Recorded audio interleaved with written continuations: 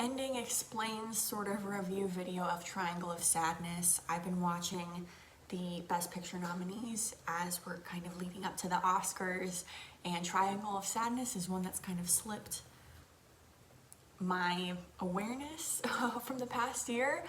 So I watched it 2 nights ago, and then what I usually do right after is I go on YouTube, look up different ending explained videos, and I've noticed a trend that all of these ending explained videos are basically just summaries of the whole movie instead of really diving into the deeper concepts, exploring what the film is about as a whole.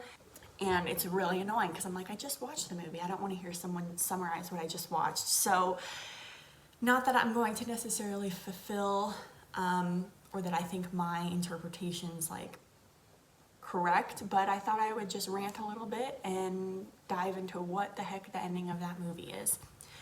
So, spoilers clearly.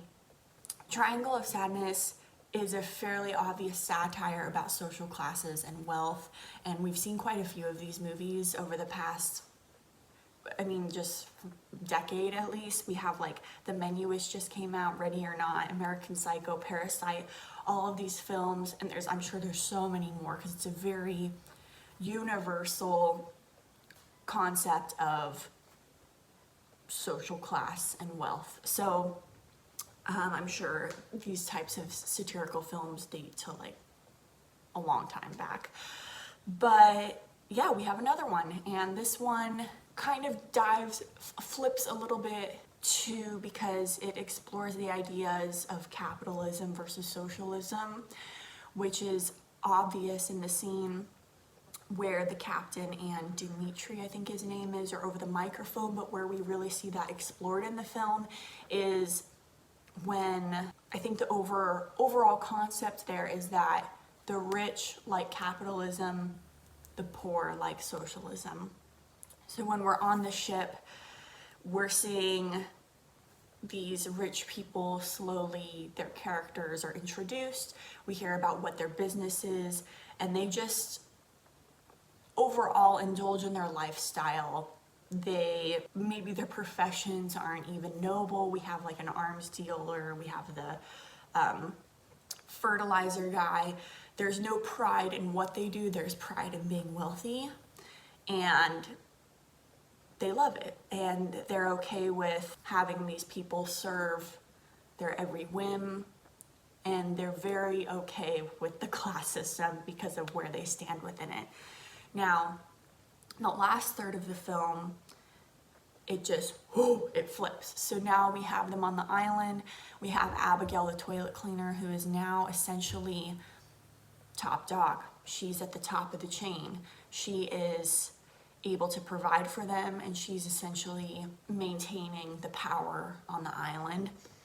And now Dimitri and Carl and these people who at once were just very much okay with their privilege and the way that things stood are wanting the socialism. They're wanting everything to be equal, right? Because even Carl, because he's kind of one where it's like we don't really know what his situation is. We know he's a model. We know he's part of sort of that capitalism system because he's selling brands, but he doesn't seem to be totally consumed by it in the way that his girlfriend Yaya is in her sort of influencer self. But he's just as bad in that he got the service worker fired, right? So he was kind of he saw that and he kind of felt bad, but he didn't do anything about it, right? So he's just as much of a problem, really.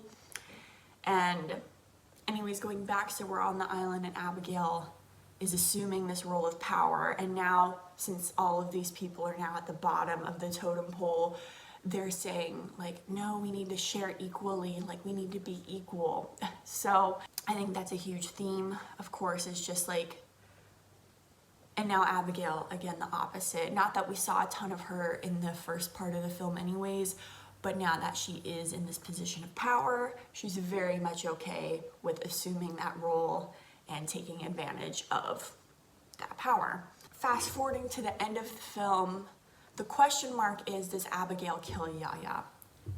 To me, it's obvious, yes, absolutely she kills Yaya. 2 other interpretations I saw in the sort of ending explained videos was that because the last moments we see are Abigail holding the rock, Yaya says something to the effect of, oh, I wish I could do something to help you, Abigail. And we see Abigail soften, maybe a moment of doubt if she should be doing this.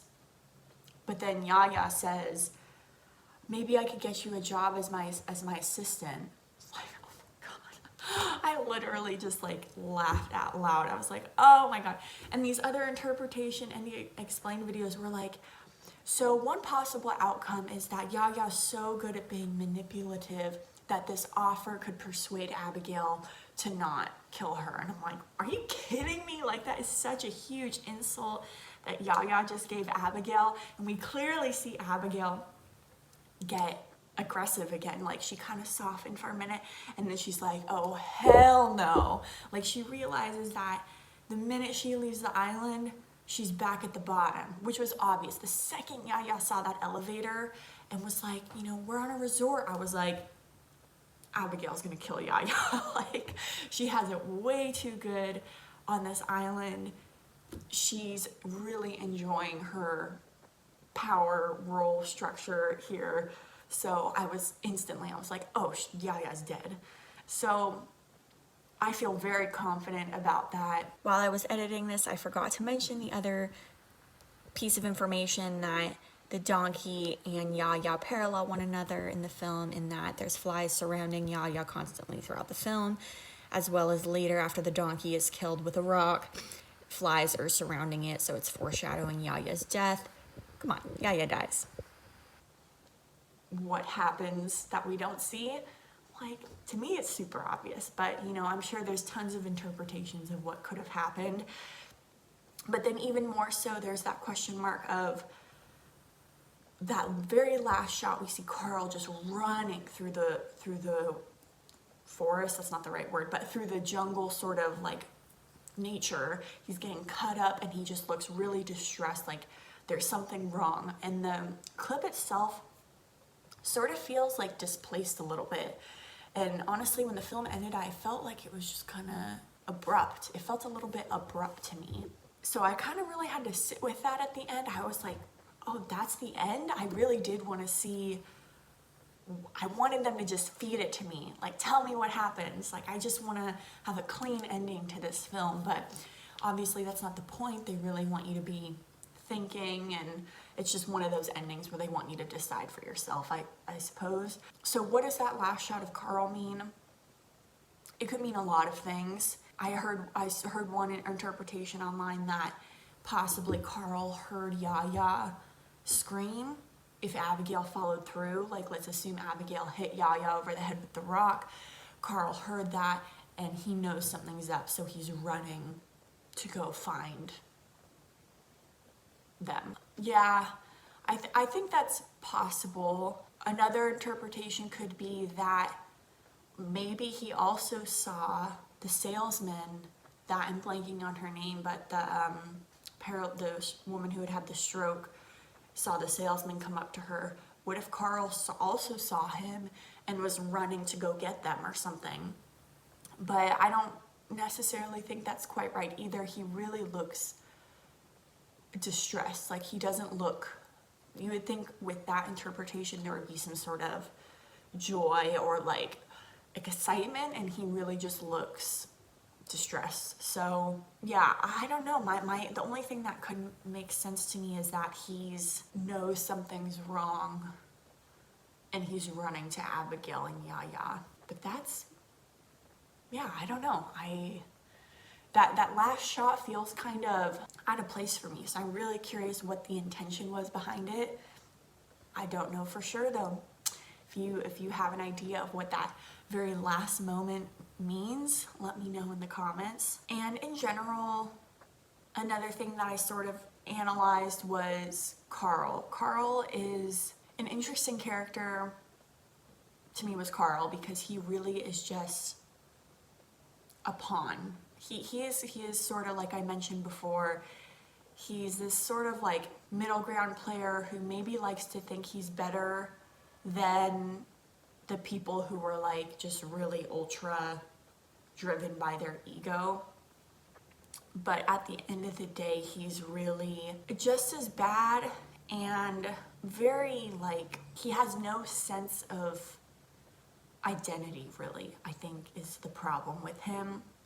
At the beginning of the film, we just see how he's very much manipulated by Yaya, and he's so frustrated, and he's saying how he wants them to be equal.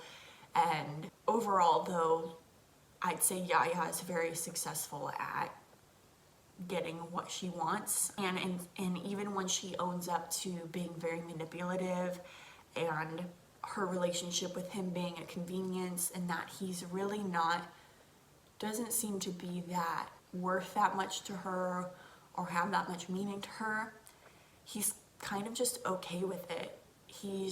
I think he just wants to be, I think the fact that she's wanting him at all is enough for him, and it sucks that he doesn't hold any boundaries for himself or have enough of a grip on what his worth is, that he doesn't leave her or something after that. So he's just kind of getting pushed around. And we see that in a physical way of like him constantly taking photos of her. He's just like her little plaything, her little boy toy kind of thing. And paralleling with the end, he's very much the same thing to Abigail, and he's very much okay with it. And it just kind of goes to show that that's just who he is, really. He is going back to sort of like the classism. It seems like he's really willing to be with anyone that he thinks will make him rise up or be better within that classist structure. Because we see him at at the beginning, he's at some sort of modeling audition, but then Yaya is in a runway show. She's in it, and he's still kind of here. So the fact that she wants him to be with him and she makes more money with him, I think gives him a little bit of an ego trip. So that's why he's okay with it. And even though she treats him like crap. And then we go to Abigail, same thing, purely using him for physical pleasures, and he is just shockingly okay with it, which is kind of like the satirical part of the movie. Is when he goes into that, I was just like, no way, oh my gosh. When she first calls him into that boat, you're just thinking like, oh God, no. And he's like, no, I won't kiss her, I won't do this, like, no. And just a second later, practically he's got his hand under that whatever blanket or jacket, and you're just like, oh dude. And he's just totally embraced that role. And that was just interesting to me because, like I mentioned before, most of the other characters, there was a sense of entitlement at the beginning, and then by the end, they're like at the bottom of the ladder, and they've just come under Abigail's wing and are okay with being, I don't know, just where their positions lie switches, right? But really, Carl is kind of the same throughout the film, I think. He is really just a pawn. I don't think that will really ever change. So I don't know. I wish there was a way I could connect that to the last shot of the film. But yeah, I'm not quite sure what that last shot means. In the movie, it was really fun to see Woody Harrelson have his it's more than a cameo, but part of it feels out of place for me just because he's the only actor I recognize, and then he's just gone the last third of the film, so it kind of feels like a cameo in that way, just like a feature role or featured, whatever. So I've been watching all the Best Picture nominees for the Oscars. I'm trying to catch up before the Academy Awards in March, and yeah, this movie had kind of just passed by, and then I saw it on the list. I hadn't really heard of it, and so I'm really glad that I watched it. I do not think it's going to be the winner. It feels too, but then again, Parasite won, so you never know. But looking against the contenders, I think Everything Everywhere All at Once is a more likely choice. But then again, I haven't finished watching all the films, so we'll see. But I'm very surprised that this made the Best Picture category, honestly. Not that it's not deserving, but I feel like films like this tend to get hidden under the radar, at least a little bit.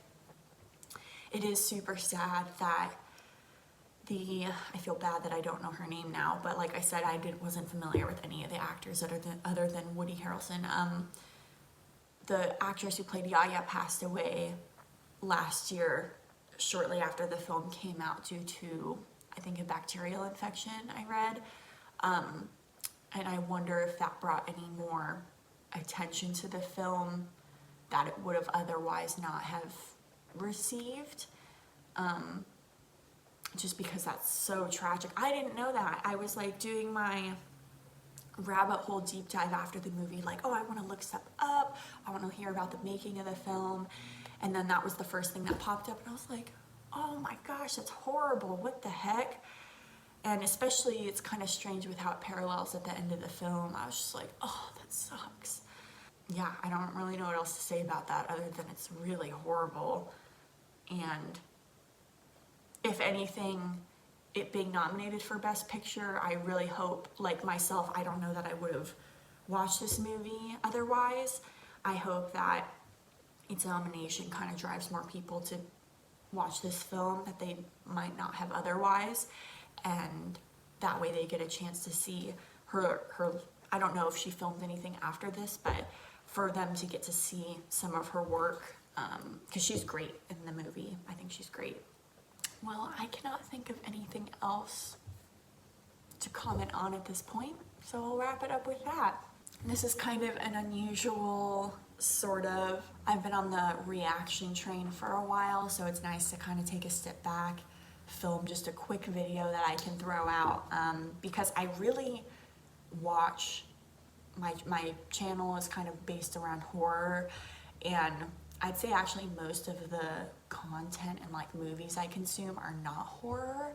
I just really like horror as a genre and stuff, but like in my daily life I'm watching not horror, if that makes sense. So yeah, I've kind of gone back and forth on if I should be including or commenting on other stuff I watch. So this is just a little taste at that. For the next video I am going to be filming is my Halloween Ends reaction video. I've gotten a lot of comments being like, are you going to finish it? Like, I've been waiting for you to watch this. Have you watched it? No, I haven't watched it, but I will be making a reaction to it this week. I'm excited to finish off that series. I am bummed I didn't get to see that in theaters. There was a lot of life stuff happening when it came out. So now I'm finally in a place where I can watch it and enjoy it, and just, yeah, you guys can join in with me. So that's all I got. Thanks so much for watching. Let me know if you've seen Triangle of Sadness. Let me know your interpretations about that ending, and see you next time. Thanks.